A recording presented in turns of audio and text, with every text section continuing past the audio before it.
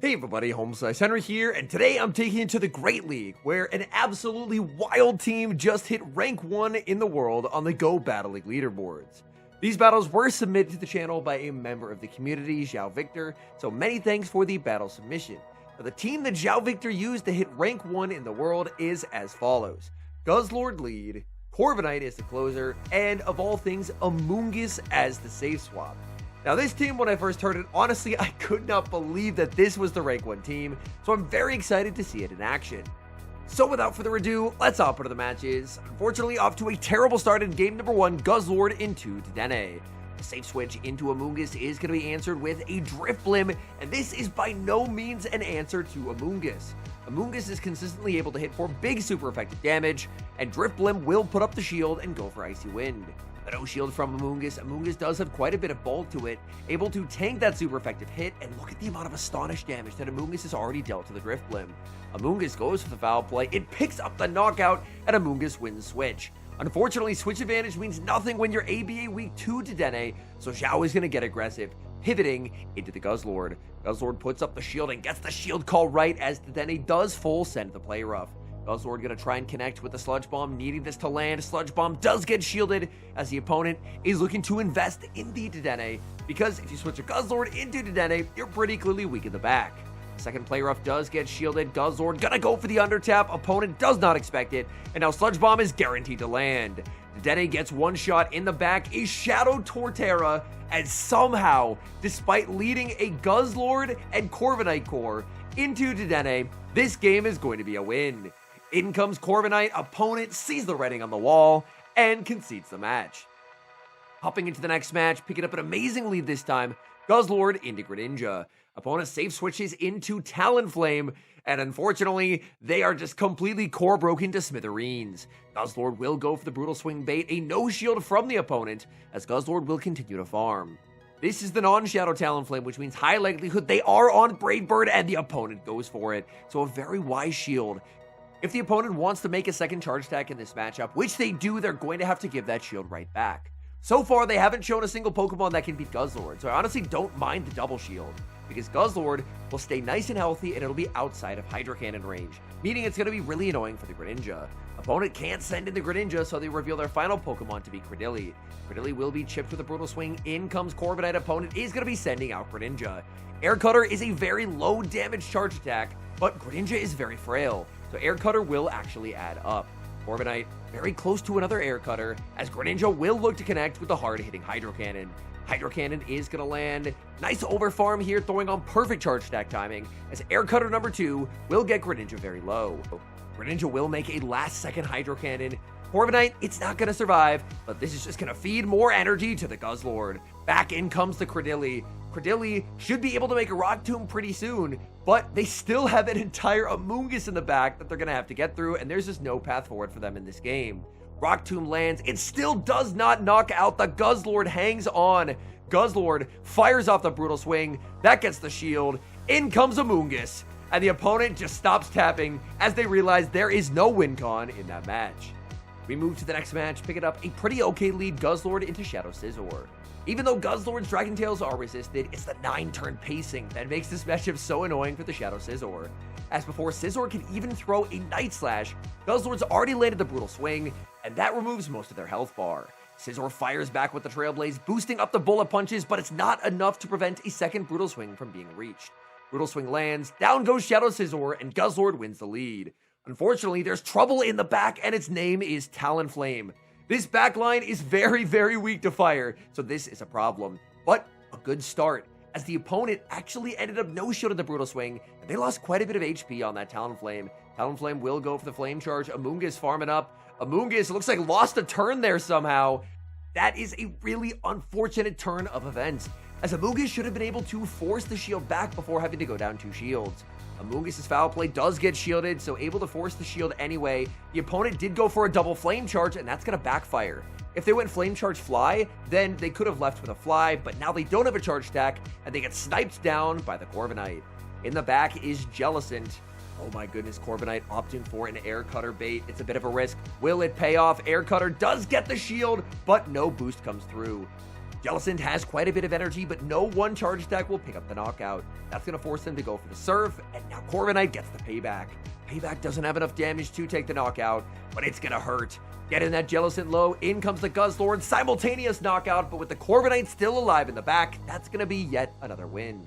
Speaking of Corviknight, it's leading into Guzzlord in the next match. This is a win for Guzzlord in the zeros, unless Corviknight does get the Air Cutter boost.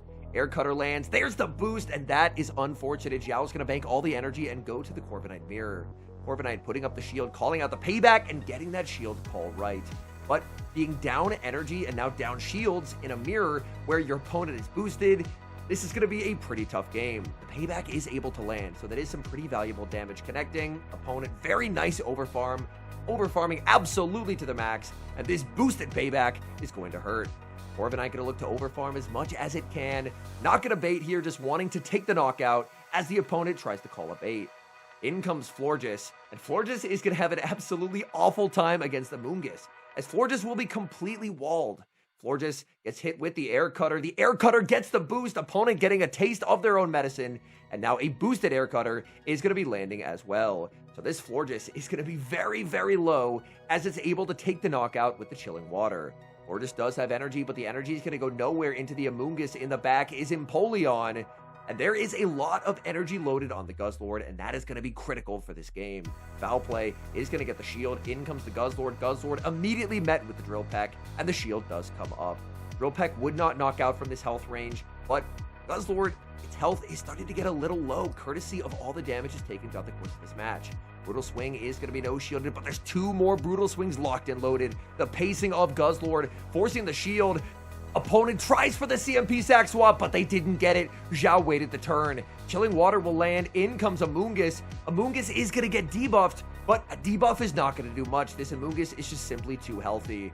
Amoonguss will make a foul play into the Empoleon, and the Empoleon is just too low. Empoleon has an amazing defensive typing, but unfortunately, it's not going to save it in this one. Amoonguss farms down and secures the win. Moving to the next match, Guzzlord into Shadow Charizard, and it is the Ember Charizard, which is very good news for the Guzzlord. Dragon Breath would have added up quite a bit. Brutal Swing is going to be shielded. Charizard overfarming massively. Even if it's a full scent Blast Burn, it would not knock out, so Guzzlord is going to no shield. It is going to be the Air Cutter from the Charizard. No shield and no boost, but now Guzzlord will start shielding. There's the Blast Burn from the Charizard. Charizard, no catch. I was watching for a catch, but the opponent staying on the field, they are not going for it. They're just going to let the Charizard get KO'd and send out Gastrodon. I really like the pivot out here because there are two really good answers to Gastrodon in the back, and the fact that they're throwing energy at an Amoonguss means they are in some serious trouble. Amoonguss going to get hit with another Body Slam. What could they have in the back? Is it going to be a Florges? It has to be something weak to Amoonguss because, my goodness, they are not switching. Amoonguss going for a foul play bait, anticipating Gastrodon will put up the shield, and they do. Gastrodon trying to go for the CMP tie, and Amoonguss is just going to get fully sacrificed. There's a ton of energy on the Guzzlord. Out comes Corviknight. In the back is Feraligatr. Feraligatr immediately chipped by the Air Cutter, and this is very valuable damage, as the Air Cutter is going to put it in range for the Guzzlord. Guzzlord firing off Brutal Swing. Brutal Swing is going to land, immediately followed by Brutal Swing number 2. Shock and awe as 3 charge attacks land in the span of just a few seconds. In comes Gastrodon, and the opponent will resign the match. Moving to the next match, Guzzlord into Shadow Talonflame, a very, very good lead for the Guzzlord. Guzzlord strikes first with a Brutal Swing, and that is going to hurt. Opponent no shields, but this is a pretty safe shield and farm down for the Guzzlord. Shadow Talonflame will go for the fly. They're going to pivot out into Furret, and my goodness, they are core broken. Guzzlord gonna look for a little bit of chip here. Brutal Swing is gonna connect, and then all of Furret's energy gets walled off by the Corviknight. Is the opponent gonna try and boost up with the Trailblaze, or will they go for the Swift? They go for the Trailblaze. Trailblaze means you basically do no charge attack damage, but you're able to boost up your Sucker Punches, because Sucker Punch is the only move that Furret can use that actually hits for neutral here. Furret will now go for a boosted Swift. There's a switch into the Talonflame. Talonflame was low, but a payback will guarantee the knockout. Opponent does end up shielding to lock in that Incinerate damage, but there's more energy loaded on this Corviknight. Talonflame double shields. In comes the Guzzlord, and Guzzlord will have to burn the final shield. The opponent heavily investing in the Talonflame. They get 1 shield, but they don't get to land any damage. In comes Florges, and this is gonna hurt. Florges will take big damage from this super effective Sludge Bomb, and in comes Amoonguss. Amoonguss gonna be answered with the Furret, but Furret just can't do enough damage here. Furret will fire off the Swift. Amoonguss does not care. Amoonguss even throwing good charge attack timing here. One and the move. Foul play will take the knockout. And it looks like the opponent has closed out of their app, as there's just nothing they can do against Amoonguss. Furret gets KO'd. It's going to be counting down. Their Florges will get brought out here in a few seconds, and Florges is just going to get astonished down. That might be the saddest Florges in the game, as unfortunately, there was just nothing it could do. Interesting lead in the next match, Guzzlord into Toedscruel. Opponent is going to be safe switching into Steelix, and I've seen this team before. If you see Toedscruel and Steelix, the third is always going to be a Bastiodon. So it's going to be very important to preserve the Corviknight, as Corviknight is going to be the best weapon against Bastiodon. A ton of energy is banked. In comes Amoonguss. Unfortunately, Amoonguss, while it is an important Thunderfang resist, will be taking super effective damage from the Psychic Fangs. Amoonguss locks in some nice damage with the Grass Knot. Steelix has quite a lot of energy. Will they go for the Psychic Fangs or try and full send the Earthquake? It's the Earthquake. Amoonguss barely hangs on, and switch advantage, unfortunately, has been lost. There's a saving grace. It's that they're going to have no coverage into the Corviknight. Back in comes the Toedscruel, and they're forced to throw Raps here. Rap is not going to be doing a lot of damage into that Toedscruel. The bad news for the Corviknight, however, is that Air Cutter is not going to one-shot. 2 Air Cutters will be needed. So Air Cutter is going to land. No boost comes through from the Corviknight. Corviknight now going to be at -2 from this Rap. When will the opponent send out the Bastiodon? There it is. Bastiodon hits the field. You can't stay on the field at -2, so in comes Guzzlord. Guzzlord's going to be frantically burning the switch clock with all of its stored energy. It had banked about 100 energy before switching, and it's going to need it. Brutal swing after brutal swing after brutal swing. Opponent throws energy, and that actually helps the Guzzlord, because that allows the Guzzlord to better burn its switch clock. So Guzzlord is going to be firing off another brutal swing. Switch timer's up. In comes Corviknight. Back in comes the Toedscruel. Toedscruel immediately under threat now, as an Air Cutter will actually take the knockout. The shield comes up for the Toedscruel, but they're so far behind. Another Air Cutter is ready, and Toedscruel's going to have to burn the final shield. The switch timer almost up once again, and this Corviknight, it's so low. Can it afford to no-shield? Corviknight no-shields.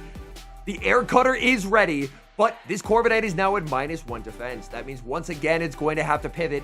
Back in comes the Guzzlord. Guzzlord will be spamming out as many brutal swings as it can possibly get. This is going to be an incredibly close game. Brutal swing number 2 is reached, and that could be the winner, as this brutal swing will be putting the Bastiodon very low. The Corviknight is very low as well. This is going to be close. Corviknight gets the farm down. What a win. There was no chance that game ever should have been close. But Zhao found a way. We see a familiar lead in the next match, Guzzlord into Shadow Scizor. As always, Guzzlord will get the outpace and get to the Brutal Swing on perfect charge attack timing. Instant no shield from the Scizor. Scizor, gonna make a very nice catch, banking all the energy and catching a Brutal Swing onto that Azumarill. Azumarill gonna be answered with Amoonguss. Amoonguss, unfortunately down on energy because that catch was perfectly timed from the opponent to get a catch and sneak. That means Azumarill is now ahead in this matchup, and the Astonishes are not gonna put it into Grass Knot range. Amoonguss gonna farm up to the back-to-back, but this is a charge attack priority tie. And since Grass Knot will fail to take the knockout, Amoonguss is forced to put up a shield. The Shadow Scizor banked a ton of energy, so they could potentially switch it in here, and they do. No, they don't! Oh my goodness! Switching in the Corviknight, anticipating that the opponent would send in the Scizor. That's what I was expecting as well, but they send in a Carbink, and this is just a brick wall to Corviknight. This is so unfortunate. Corviknight desperately wants an attack boost. With an attack boost, I believe the stand attack damage increases, but the luck is not on Zhao's side in this game. 2 Air Cutters, no boosts, and Rock Slide will do big damage. There's a switch. In comes the Amoonguss. Amoonguss going for a bait, anticipating the Carbink is going to have to shield. Carbink does put up the shield, so it does end up being a good call. Man, if you end up shielding this, then the Scizor can potentially combo play. The Rock Slide does get shielded. There's the Scizor, and Scizor will snipe down with the Night Slash. Night Slash lands. That's going to be game over for the Amoonguss, and unfortunately, there's just no way of beating the Carbink now. Man, trying to predict that Scizor combo and then having a simultaneous switch into the Carbink was unfortunately just absolutely catastrophic. In comes the Guzzlord. Guzzlord does get the farm down, but Guzzlord just doesn't have the damage. Even if a Sludge Bomb lands, it's not going to do nearly enough to the Carbink. Guzzlord still going to try for it, firing off the Sludge Bomb. The shield comes up from the Carbink. Carbink is going to be hit with a last-second Brutal Swing, but this just isn't going to do anything. Brutal Swing lands, Carbink hangs on. All the energy in the world for the Corviknight, and it's not going to matter. Hopping into the final match, and we've got the Battle of Dragons. Guzzlord versus Altaria. It's going to be Altaria drawing first blood as it fires off the Sky Attack. Guzzlord puts up the shield and immediately undertaps the Brutal Swing. Most Guzzlord are not on Dragon Claw, so Altaria doesn't really have a reason to put up a shield.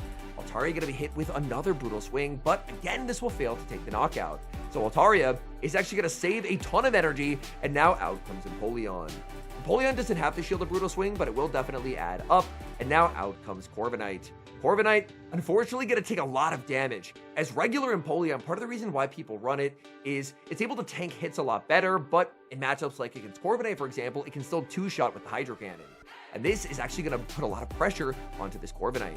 Corviknight is forced to burn a shield. It's going to farm up just shy of 100 energy and look to take the knockout with Air Cutter. Air Cutter is resisted. Empoleon barely hangs on. In comes Shadow Scizor. Shadow Scizor, you have to respect this. It could be a potential payback. The shield does come up. There's another Air Cutter reached by the Corviknight. Is the opponent willing to double shield? The Air Cutter does get no shielded, and in comes Amoonguss. I've been the Shadow Scizor in this matchup before. You just don't do any damage to the Amoonguss. Night Slash lands, no boost comes through, and Amoonguss's bulk really shines in this matchup. Scizor makes a last-second charge attack, hoping the Night Slash will knock out, but it's not going to. Amoonguss hangs on, the Astonish KOs, Empoleon gets farmed down too, and all that's left is that Altaria. Man, that Amoonguss put in so much work. Foul play, gets the shield, in comes the Guzzlord, and the Dragon Tail registered, and that's exactly what Zhao needed. Sky Attack lands, Guzzlord hangs on, Altaria gets the farm down, Corviknight sand attacks down a flying type, and that's a good game. Man, those were some high-octane, very, very fun battles, so many thanks to Zhao for sending them in. I think the aspect of these battles that I enjoyed the most was just how precise Zhao is in almost every play he makes. He is very accurately able to track potential win conditions throughout the course of matches, even to the point where even in bad matchups like leading into Dedenne, he was still able to play his way out, recognizing that switch advantage doesn't do anything for him if he's ABA weak. Getting aggressive, pivoting into Guzzlord, trusting that a Dedenne lead probably wouldn't have a really strong answer to a Dragon in back because they rely on Dedenne as a fairy type to beat the Dragons. And the only loss that I believe was in these battles ended up with him trying to make a prediction of a combo play of a snipe with a Scizor, and it was a really unfortunate simultaneous swap. So very, very fun team to watch in action, but more than anything, I think just a very fun battler. As man, the decision-making, the mechanics, everything in these battles was just incredible. Thank you guys so much for watching. If you enjoy watching content like this, please do consider leaving a like on the video and subscribe to the channel if you haven't. And an extra special thank you, as always, to our channel members here on YouTube. The support you guys provide is genuinely so appreciated. Thank you guys, it was very much. And until next time, I've been HomeSliceHenry.